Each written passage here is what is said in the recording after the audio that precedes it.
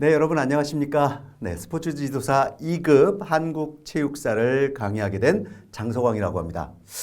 제가 강의라고 말씀을 드렸는데 사실은 강의라기보다는 저는 전달자의 입장에서 그리고 여러분들의 최종 목표인 합격이라는 목표에 조금이라도 더 가까이 가실 수 있도록 전달자적인 역할, 가이드 역할을 하는 사람이다라고 생각을 해주시면서 들어주시면 좋을 것 같습니다.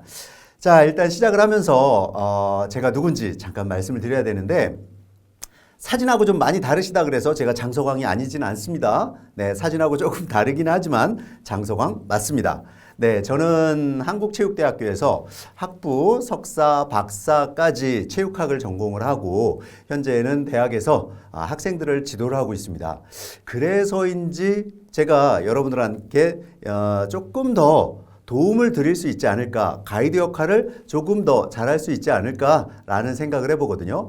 그리고 한국 체육사라는 게 굉장히 어렵다, 힘든데 너무 머리 아프지 않을까라고 생각을 하시는데 아주 쉽게 저는 전달을 해드리겠다라는 이야기를 드려보겠습니다. 본 내용은 사실 시대에듀의 이 교재에서 큰 틀에서 벗어나지는 않으려고 합니다. 왜냐하면 이 내용이 한국체육사가 학문적인 어떤 접근을 하기 시작하면은 사실은 너무 어려워진다라는 건 사실입니다. 너무 어렵다 보니까 학문적 접근보다는 앞서 말씀드렸던 우리가 합격이라는 목표에 조금이라도 더 가까이 갈 수 있는 그런 진행을 해보겠다라고 이야기를 좀 드려보네요.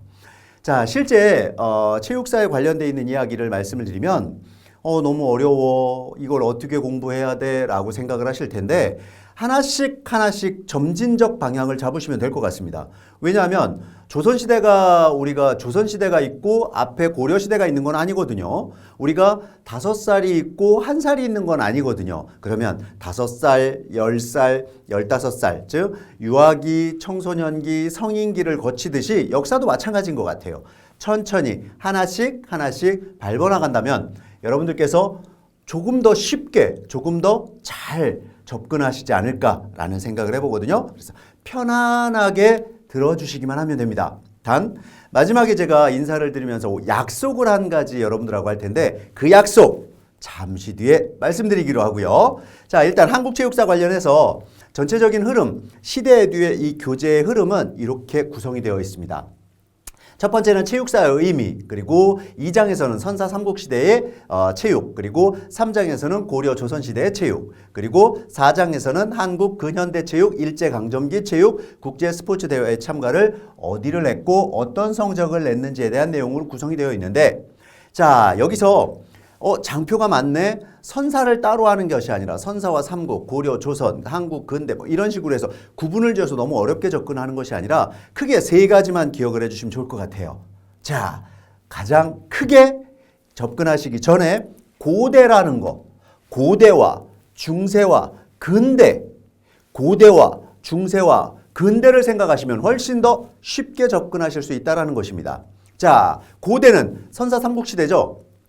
고대를 이야기할 때는 선사 삼국시대를 이야기하겠구나라고 생각을 해주시고요. 그 다음에 중세는 고려, 조선 시대의 체육, 이 체육들이 중세의 체육이다라고 보시면 되고, 근대 체육은 말 그대로 한국의 근현대 체육 이후에 일제강점기라든가 이 3파트에 대한 이야기가 바로 근대 체육이다라는 것입니다. 그러면 크게 제가 3가지를 말씀드렸죠. 다시 한번 말씀드리면 고대, 중세, 근대 이렇게 구성을 하셔서 여러분들이 접근하시면 훨씬 더 쉽다라는 거죠. 그리고 나서 그러면 출제 비율이 어떻게 될까? 어디를 중점적으로 공부를 하면 좋을까? 제가 지도자의 입장으로서, 선생님의 입장으로서 말씀을 드리자면 사실은 다 공부하는 게 좋다라고 말씀을 드리죠. 하지만 시대에듀에서 최근 7개년간의 통계 자료를 한번 뽑아보고 출제 비율이 어디에서 가장 높았는지를 한번 확인을 해봤습니다. 그랬더니 이렇게 구성이 되네요. 제가 아까 말씀드렸지만은 체육사의 의미라든가 이거는 사실상 개념 정리입니다. 모든 학문에 있어서 개념은 정리가 되고 정의가 돼야지만이 실제 그 학문에 있어서 접근이 훨씬 더 쉽다라는 거거든요. 그래서 실제 시작을 할 때 체육사의 의미라 그래서 이거는 어찌 보면 그 흐름과는 맞지 않지 않아? 고대와 중세와 근대 맞지 않는 거 아니야? 아니요. 고대와 중세와 근대 체육에 대한 접근하기 위해서 우리가 체육, 한국 체육사에 대한 체육사, 체육에 대한 역사에 대한 정의를 내려보고 그 의미를 알아보자라는 거죠. 그러면 훨씬 더 뒤가 쉬워지겠죠. 자, 체육사의 의미에서 최근 7개년간 총 9문제라는 비율이 나왔다라는 것입니다. 출제하지 않는다라는 게 아니에요. 출제가 되고 있다라는 거. 그리고 고대, 선사와 삼국시대의 체육입니다. 고대 체육에 있어서 선사와 삼국시대의 체육은 총 21문제가 출제가 됐네요. 최근 7개년간입니다. 최근 7개년간 21문제가 출제가 되었고, 그리고 중세로 넘어가서 고려 조선시대 체육입니다. 고려 조선시대 체육에서 36문제, 36문제가 출제가 되었어요. 자, 그리고 근대 체육으로 와서 한국의 근현대 체육으로 와서 총 7개년간 74문제. 비율이 가장 높죠? 그래서 조금 더 권장을 드리자면 사실은 많은 사람들이 이렇게 이야기를 해요. 중세체육과 근대체육만 공부를 하면 합격하지 않을까?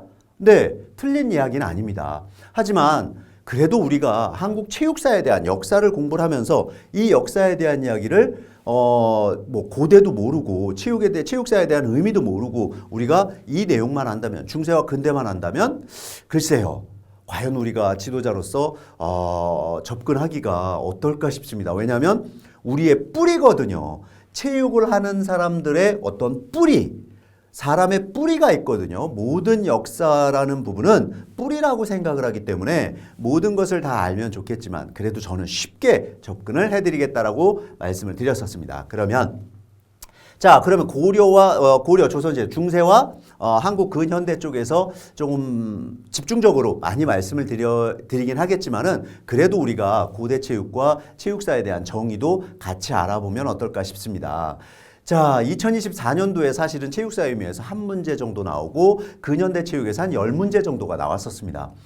그렇다 하더라도 근대 체육만 알아도 안 되고 우리가 점진적인 하나씩 유아기의 어떤 성향을 알았다면 청년기에 대한 부분 그리고 성인기에 대한 부분 차근차근 밟아나간다면 사실은 역사는 어렵지 않거든요. 어렵지 않은데 굉장히 어렵다라고 생각을 하기 때문에 접근을 못 하시는 게 아닌가라는 말씀을 드려봅니다. 자, 한국체육사 선택 과목이죠. 선택 과목인데 이 선택을 하는 부분에 있어서 여러분들이 다른 과목도 마찬가지예요. 뭐 생리학이라든가 아니면 뭐 역학이라든가 사회학이라든가 윤리라든가 시대 에듀의 교수님들이 굉장히 잘 전달을 해 주실 거라 저는 믿습니다. 그리고 한국체육사를 선택을 하셨다? 저 역시 최선을 다해서 여러분들께 좋은 내용으로 문제 합격을 위주로 우리가 전달을 해드릴 것을 약속을 드리겠습니다. 그러면 선택을 할 때 과연 나에게 맞느냐? 내가 이 공부를 했을 때 조금 더 쉽게 접근할 수 있느냐라는 부분을 조금만 고민을 해보시면 좋을 것 같아요. 그래서 그 고민을 한 후에 저를 만나시면 이제 저하고 강의를 진행을 하면서 뭐 강의라고 하지만은 제가 이야기들 시대 에듀에 대한 우리 교재에 있는 한국 체육사에 대한 내용을 전달을 해드리고 합격까지 가는 데 있어서 가이드 역할을 해드릴 때 저하고 약속을 좀 해주실 게 있습니다. 두 가지 약속인데요.